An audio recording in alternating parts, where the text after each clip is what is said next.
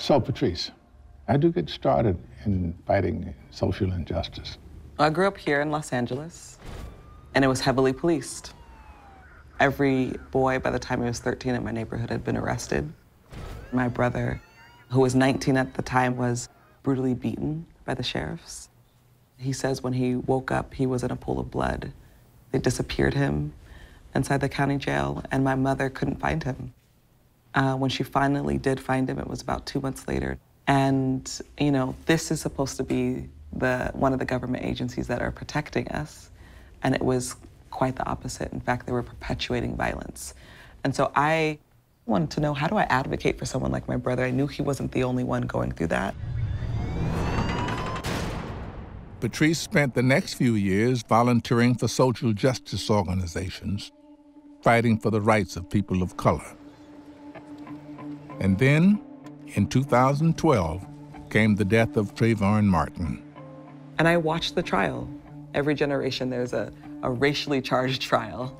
And the George Zimmerman trial was that.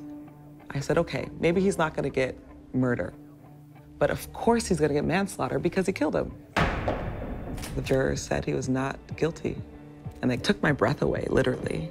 And I was searching, you know, within the first 30 seconds, what are we gonna do? I was feeling helpless, enraged. I remember crying. And so I went on social media and I started to look to see what other people were talking about. Alicia Garza wrote a note to Black people and she finished it off with Black Lives Matter. And that was the part that stood out for me the most. And I put a hashtag in front of Black Lives Matter. Mm-hmm.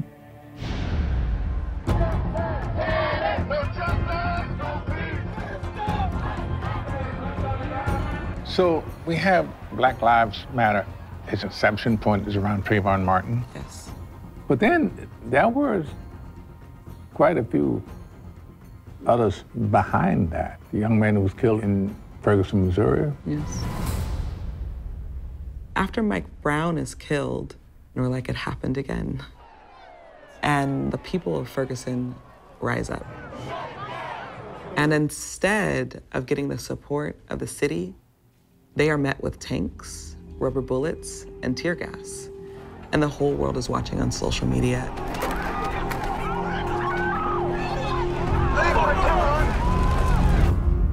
A bunch of us are like, we gotta go to Ferguson.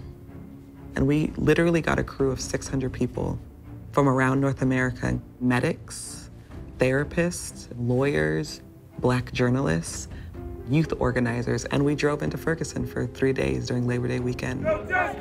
No peace! No justice! No peace! After Ferguson, Black Lives Matter made it its mission to ensure there was an investigation every time an African American was killed by law enforcement under questionable circumstances. There was 18 chapters that blossomed after that, and we would literally double and triple in the next couple years. That would make us have over 40 chapters across the globe. Hands up! Don't shoot! In 4 years, the movement that Patrisse founded has sparked a national debate on police use of force. Problems persist, but many police departments have introduced body cameras. Others are training officers in de-escalation tactics, hoping they will reduce unnecessary deaths.